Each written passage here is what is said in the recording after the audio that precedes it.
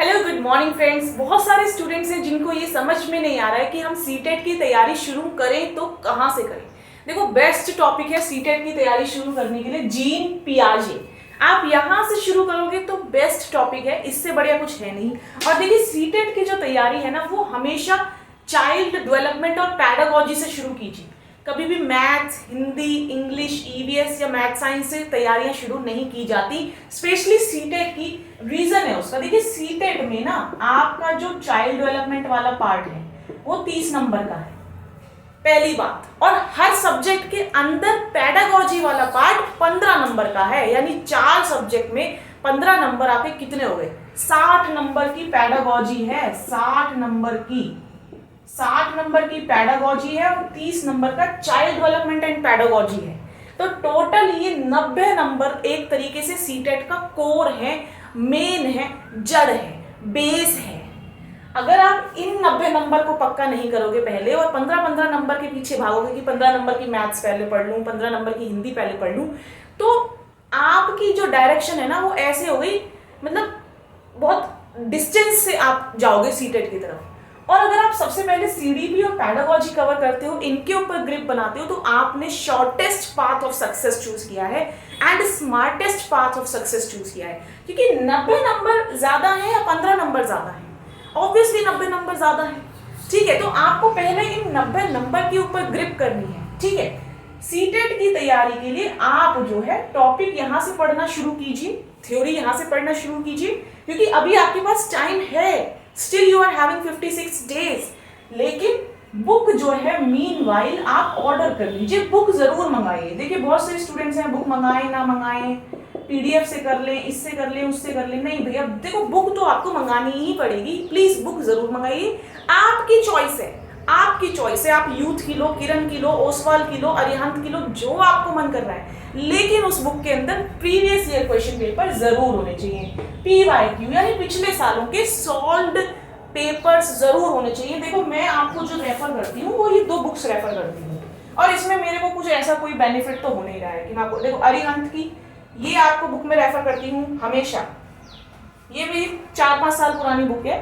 ये है अरिहंत की बुक, सीटेट एंड टेट की बुक है अगेन।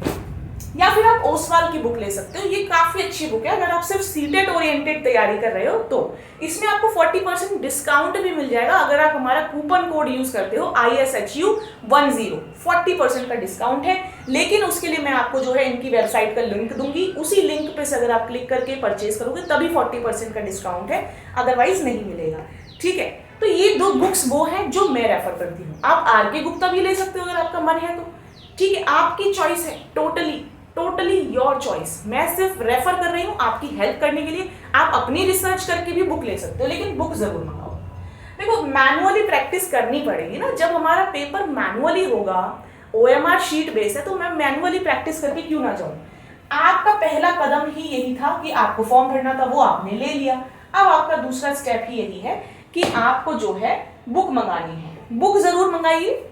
ठीक है, इतने आपकी बुक आती है, इतने थ्योरी में सबसे पहला टॉपिक आप ये कवर करेंगे। ठीक है, इसको हम आज कवर करते हुए चलते हैं। देखिए, जीन पियाजे की बहुत मेन सी बातें जो हैं आपको याद रखनी है। कुछ भी ऐसा कोई बहुत इतना सिंपल है ना, मैं बता रही हूँ आपको, सीटेट निकालना कोई बहुत टफ चीज नहीं है, बहुत सिंपल है, बहुत सिंपल है। आप यूं समझ लोगे। जीन पियाजे एक स्विस साइकोलॉजिस्ट थे। इन्होंने कॉग्निटिव डेवलपमेंट थ्योरी की बात करी, संज्ञानात्मक विकास का सिद्धांत इन्होंने दिया। सिंपल सी चीज है, ये कहते हैं कि बच्चे के अंदर ना ऑलरेडी कुछ मेंटल स्ट्रक्चर्स होते हैं, स्कीमा कहते हैं जिनको। स्कीमा का मतलब क्या है? कुछ मेंटल स्ट्रक्चर्स जो हैं बच्चे के अंदर ऑलरेडी हैं। जब बच्चा पैदा होता है तो वो कोई कोरी स्लेट नहीं है कि वो ऐसे डम्ब थोड़ी ना है, वो हंस भी रहा है, वो रो भी रहा है, वो देख भी रहा है। आपको अपनी सेंसेस का पूरा इस्तेमाल करना है। दैट मीन्स उसके अंदर कुछ तो मेंटल स्ट्रक्चर्स, कुछ मेंटल पॉकेट्स हैं जिनके थ्रू वो ये सारी चीजें कर रहा है। तो वो उसी मेंटल स्ट्रक्चर्स को या मेंटल पॉकेट्स को हम कहते हैं स्कीमा। सिंपल, इसको हिंदी में भी स्कीमा ही कहते हैं। ये कंस्ट्रक्टिविस्ट अप्रोच को फॉलो करते हैं, यानी कंस्ट्रक्ट करेगा बच्चा खुद की नॉलेज खुद से, खुद के एक्सपीरियंसेस से। ठीक है, ये संरचनावाद में मानते हैं। सिंपल है। इन्होंने कहा कि जो बच्चों की थिंकिंग होती है वो बड़े लोगों से यानी हम लोगों से अलग होती है। अब क्वांटिटेटिवली अलग होती है या क्वालिटेटिवली अलग होती है? तो क्वालिटेटिवली अलग होती है। भाई बड़ा इंसान सोच रहा है पैसे कमाने के बारे में, नौकरी के बारे में, प्यार के बारे में। छोटा बच्चा क्या सोचेगा? छोटा बच्चा सोचेगा ये खिलौना मिल जाए, बस मेरा खिलौना मिल जाए, इधर मुंह में दे लूँ कोई चीज, उधर कुछ कर लूँ, उधर रेंग के चला जाऊं घुटनों के बल। छोटा बच्चा क्या सोचेगा? वो अपने खिलौनों के बारे में सोचेगा, अपनी पढ़ाई के बारे में सोचेगा। तो क्वालिटेटिवली अलग है ना, क्वालिटी ऑफ थिंकिंग अलग है। ये क्वेश्चन पूछा जाता है, ठीक है। अब इन्होंने 4 स्टेजेस दी, बस इतना ही तो पढ़ना है। जीन पियाजे में आपको पढ़ना क्या है, सारा एग्जाम ओरिएंटेड बता रही हूँ मैं आपको। 4 स्टेजेस दी, इसको आप ऐसे याद कर सकते हो, SPCF, शॉर्ट फॉर्म बना लो SPCF। गाने के फॉर्म में याद कर लो, सेंसरी मोटर स्टेज से हम गए प्री ऑपरेशनल में, जैसे प्री वेडिंग होती है, फिर हो गई कॉन्क्रीट ऑपरेशनल, वहां पे कॉन्क्रीट हमें मिला, फिर फॉर्मल ऑपरेशनल, फॉर्मेलिटी हो गई। जैसे भी आपको याद करना है, पर याद कर लोगे बहुत आसानी से और जिंदगी भर नहीं भूलोगे अगर गाने से या किसी शॉर्ट ट्रिक से याद करोगे। अब सबसे पहली बात इन्होंने कहा कि जब बच्चा 2 वर्ष तक का होता है ना, जब जीरो यानी जब उसका जन्म हुआ है, जन्म से 2 वर्ष की अवस्था तक जो बच्चा है, इसीलिए इन्होंने इसको सेंसरी मोटर स्टेज कहा कि वो ना सेंसेस के थ्रू सीखेगा। देखता है, रोता है, टच महसूस करता है ना, टेस्ट करता है, हंसता है, बोलता है। वो ये सब किसने सिखाया उसको? माँ का दूध पीना बच्चे को किसने सिखाया? उसको ऑलरेडी आता है। सकिंग तो हमने उसको नहीं सिखाई, फिर भी बच्चा माँ का दूध पीने लगता है पैदा होते, क्योंकि ऑलरेडी उसके अंदर कुछ स्कीमा है, ठीक है। सेंसेस के थ्रू बच्चा सीखना शुरू करता है और जब वो 1 साल की एज तक पहुंच जाता है तो आप देखते हो कि धीरे धीरे उसके अंदर वस्तु स्थायित्व यानी ऑब्जेक्ट परमानेंस आने लगता है। अब ये ऑब्जेक्ट परमानेंस क्या है? देखिए, जब बच्चा होता है ना 3-4 महीने का, उसके आपने सामने खिलौना हिलाया और खिलौने को आपने छुपा दिया। अब बच्चे को ये लगता है कि खिलौना छुप गया मतलब खिलौना है ही नहीं, मतलब जो चीज आउट ऑफ साइट है वो एग्जिस्ट नहीं करती। ये बच्चे के लिए तब थ्योरी होती है। लेकिन जैसे जैसे बच्चा 1 साल, 1.25 साल, 1.5 साल का होने लगता है, अब आप उसका खिलौना छुपाओगे ना तो उसको पता है किसने सोफे के पीछे मेरा खिलौना छुपाया। उसको ये पता है कि चीज मेरी आंखों के सामने नहीं है लेकिन वो है। उसी कहते हैं वस्तु स्थायित्व।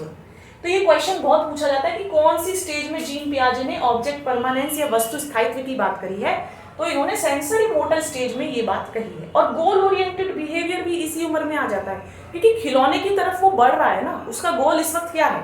वो खिलौना, ठीक है। तो ये सारी चीजें आपको सेंसरी मोटर स्टेज में याद रखनी है। प्री ऑपरेशनल स्टेज में भाई क्या याद रखें? देखिए, यहाँ पे बच्चा जो है ईगो सेंट्रिक होता है, यानी जो मैं कह रहा हूँ वही बात सही है।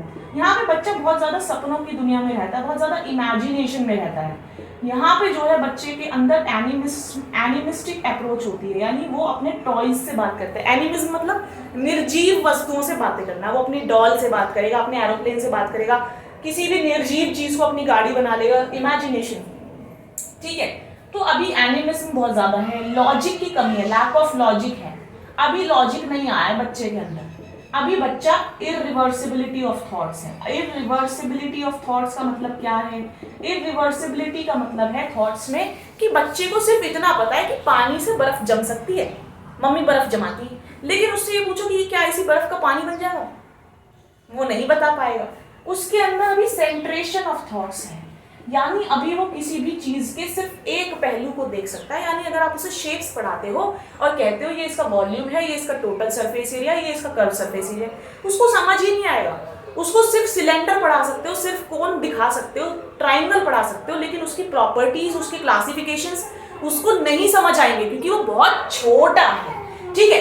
तो यहाँ पे आपको क्या करना पड़ना है? अब कॉन्क्रीट ऑपरेशनल स्टेज। अब बच्चा और बड़ा हो गया, 7 से 11 साल की उम्र में उसके अंदर लॉजिक आने लगता है। बच्चा अब लॉजिकली अप्रोच करने लगता है, उसके अंदर रिवर्सिबिलिटी ऑफ थॉट्स भी आ जाता है, यानी अब उसको पता है कि बर्फ से पानी भी बन सकता है। अब उसके अंदर रिवर्सिबिलिटी ऑफ थॉट्स भी है, अब उसके अंदर लॉजिक भी है, अब उसके अंदर डिसेंट्रेशन भी है। यानी कि अब आप उसको समझाओगे कि वॉल्यूम का कॉन्सेप्ट अलग है, ये सरफेस एरिया है, ये पेरीमीटर है, तो वो समझेगा क्योंकि वो अब बड़ा हो गया है। तो ये सारी कितनी सिंपल चीजें हैं, तो ये सारी चीजें इतनी सिंपल हैं कि आप इजीली इनको बहुत अच्छे से समझ सकते हो और कॉन्सेप्ट आपके टिप्स पे आ जाएगा। भाई लॉजिक आ गया ना बच्चे के अंदर, आप वो कह सकता है कि बर्फ का पानी भी बनता है, पानी की बर्फ भी जमती है, डिसेंट्रेशन ऑफ थॉट्स है। अभी उसको आप वॉल्यूम का कॉन्सेप्ट इंट्रोड्यूस करा सकते हो क्योंकि वो 7 से 11 साल की एज के बीच में आ जाएगा।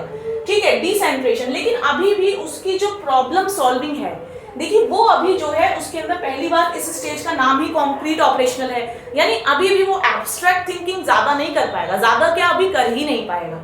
एब्स्ट्रैक्ट यानी अमूर्त चीजें, अमूर्त चीजों का सॉल्यूशन सोचना वो अभी नहीं कर पाएगा, क्योंकि अभी जो चीजें उसके सामने है उसके दिमाग में वही चीजें रहती है। ठीक है, वो कन्वर्जेंट थिंकिंग कर सकता है। अभी कन्वर्जेंट थिंकिंग क्या होती है? देखिए कन्वर्जेंट थिंकिंग का मतलब होता है एक ही दिशा में सोचना, यानी एक प्रॉब्लम के मल्टीपल सॉल्यूशंस जैसे मुझे और आपको आ जाते हैं क्योंकि हम लोग बड़े हैं, ऐसे बच्चे को नहीं आएंगे। वो एक प्रॉब्लम का एक ही सॉल्यूशन सोच पाएगा, इसीलिए हम कहते हैं कन्वर्जेंट थिंकिंग, अभिसारी और अपसारी चिंतन जो होता है। ठीक है, यानी एक प्रॉब्लम का एक ही सॉल्यूशन, उसको लगेगा नहीं नहीं ये प्रॉब्लम ऐसे ही सॉल्व हो सकती है और कोई तरीका इसको सॉल्व करने का है नहीं। सिर्फ इतनी सी बातें आपको याद रखनी है कॉन्क्रीट ऑपरेशनल स्टेज में। अब फॉर्मल ऑपरेशनल स्टेज में तो सारी ही चीजें आ जाएंगी। अब वो हाइपोथेटिको डिडक्टिव थिंकिंग कर सकता है, यानी अब वो हाइपोथेटिकली सोच सकता है, एब्स्ट्रैक्ट थिंकिंग कर सकता है, डाइवर्जेंट थिंकिंग कर सकता है, यानी कि मल्टीपल दिशाओं में सोच पाएगा। बच्चा डाइवर्जेंट थिंकिंग करेगा, इस प्रॉब्लम का ये सॉल्यूशन अगर अच्छा नहीं हुआ तो ये हो जाएगा, ऐसे करके। ठीक है, हाइपोथेटिको, ये क्वेश्चन भी आता है कि हाइपोथेटिको डिडक्टिव थिंकिंग कौन सी स्टेज में कर लेता है जीन पियाजे की? तो भैया वो आपका फॉर्मल ऑपरेशनल स्टेज में कर लेता है, यानी आपको हाइपोथेसिस बनाएगा, परिकल्पनाएं करेगा। अच्छा ये हुआ तो ये हो जाएगा, ऐसे करा तो मैंने वैसे हो जाएगा, ऐसे नहीं तो ऐसे सही। ठीक है, अब उसके अंदर पूरी तरह से लॉजिक है, एब्स्ट्रैक्ट थिंकिंग वो कर सकता है, डाइवर्जेंट थिंकिंग वो कर सकता है। बस इतनी सी चीजें आपको याद रखनी है जीन पियाजे में, सिर्फ ये सारी चीजें, और कुछ भी नहीं है, और कुछ भी नहीं है। और सिर्फ आपको स्कीमा कैसे बनता है उसका प्रोसेस याद रखना है। सिर्फ इतनी सी चीजें हैं कि भाई अडेप्टेशन होता है, एसिमिलेशन होता है, एकोमोडेशन होता है, इक्विलिब्रियम होता है। स्कीमा बनने का एक प्रोसेस होता है जिसका पहला स्टेप होता है अडेप्टेशन। क्वेश्चन यहां से भी आते हैं। फिर एसिमिलेशन होता है, एसिमिलेशन राइट, ठीक है। फिर होता है अकोमोडेशन, और फिर होता है इक्विलिब्रियम में आ जाता है बच्चा। अब ये क्या चीज है मैम? भाई देखो इतना सिंपल है। अडेप्टेशन का मतलब है जब बच्चा अपने इन्वायरमेंट से डील आउट करता है, इंटरेक्ट करता है। जैसे छोटा बच्चा, उसने एक कुत्ता देखा बाहर स्ट्रीट पे, उसने एक कुत्ता देखा तो वो अडेप्ट कर रहा है, या गाय देखी तो वो देख रहा है, अभी वो देख रहा है, वो अपने इन्वायरमेंट से इंटरेक्ट कर रहा है। ठीक है, उसकी मदर ने बताया कि बेटा ये क्या है? ये एक डॉग है। क्या है? ये एक डॉग है। तो उसने आत्मसात करा, क्या आत्मसात करा? उसने कहा इसके 2 कान हैं, 4 पैर हैं, एक पूंछ है, ऐसे इसका छोटा सा ऐसे मुंह है, तो ये डॉग है। ठीक है, उसने आत्मसात कर लिया। अब क्या हुआ? अब बच्चे को प्रॉब्लम तब आई जब वो मदर के साथ जा रहा था और उसने गाय को देखा, और गाय को देख के छोटा बच्चा बोलता है मम्मी देखो डॉग। अभी इसका मतलब वो डिसइक्विलिब्रियम में, अभी वो बैलेंस नहीं है, क्योंकि उसने तो आत्मसात कर लिया था ना। मम्मी ने कहा देखो डॉग, तो उसने कहा 4 पैर 2 कान, पूंछ वाला जो होता है वो डॉग होता है। उसने गाय को भी डॉग ही बोला, वो गाय को भी डॉग बोलेगा। तब उसकी मम्मी उसको बताएगी कि नहीं बेटा, इसके साइज में फर्क है, इसकी आवाज में फर्क है, इसकी हर चीज में फर्क है, इसके फेस में फर्क है, जो भी फीचर्स वगैरह वो उसकी मदर उसको समझाएंगी। नहीं बेटा, कुत्ता अलग होता है, उसकी आवाज अलग है, उसकी शेप अलग है, उसका साइज अलग है। गाय अलग होती है, वो थोड़ी बड़ी होती है, उसका साइज थोड़ा बड़ा होता है, उसकी आवाज अलग होती है। तब बच्चा एकोमोडेट करेगा। एकोमोडेट यानी कि अपने पुराने जो स्कीमा है उनको मॉडिफाई करेगा, क्योंकि पुराने स्कीमा में तो कुत्ते का ही चित्र बना हुआ है ना। अब उसको गाय का स्कीमा बनाना है नया, तो उसने एक नया स्कीमा बनाया मॉडिफाई करके पुराने वाले को। क्या कि हर 4 पैर और लंबी पूंछ वाला जो होता है वो कुत्ता नहीं होता, ये गाय है, वो कुत्ता है। हर उड़ती हुई चीज चिड़िया नहीं होती, एरोप्लेन भी हो सकता है। और हर उड़ती हुई चिड़िया ही नहीं होगी, ईगल भी हो सकती है, वल्चर भी हो सकता है, कौवा भी हो सकता है। वो डिफरेंशिएशन उसको कैसे आएगा? धीरे धीरे एकोमोडेट करेगा, अपने पुराने मेंटल स्ट्रक्चर्स को चेंज करता रहेगा, मॉडिफाई करेगा और नया स्कीमा बनाएगा और इक्विलिब्रियम में आ जाएगा, यानी बैलेंस में आ जाएगा। क्वेश्चन ऐसे आता है कि मॉडिफिकेशन इन ओल्ड स्कीमा और नया स्कीमा बनाने का जो प्रोसेस होता है उसे अडेप्टेशन कहते हैं, एसिमिलेशन कहते हैं, एकोमोडेशन कहते हैं, इक्विलिब्रियम कहते हैं। तो नया स्कीमा तो एकोमोडेशन में ही बनता है। सिंपल है, सिर्फ ये ही सारी चीजें हैं, सारी की सारी एग्जाम ओरिएंटेड चीजें मैंने आपको बताई हैं जीन पियाजे के अंदर। ठीक है, आई होप आपको सारी चीजें क्लैरिटी के साथ समझ में आई होंगी। ऐसे ही मैं आपको लेव-वाइगॉट्स की और कोहलबर्ग भी कराऊंगी, वेट कीजिएगा थोड़ा सा। एंड कोई भी प्रॉब्लम हो तो कमेंट में बताइएगा और हमारे टेलीग्राम ग्रुप में जरूर से ज्वाइन हो जाइएगा। Okay, bye bye, take care, stay blessed and happy.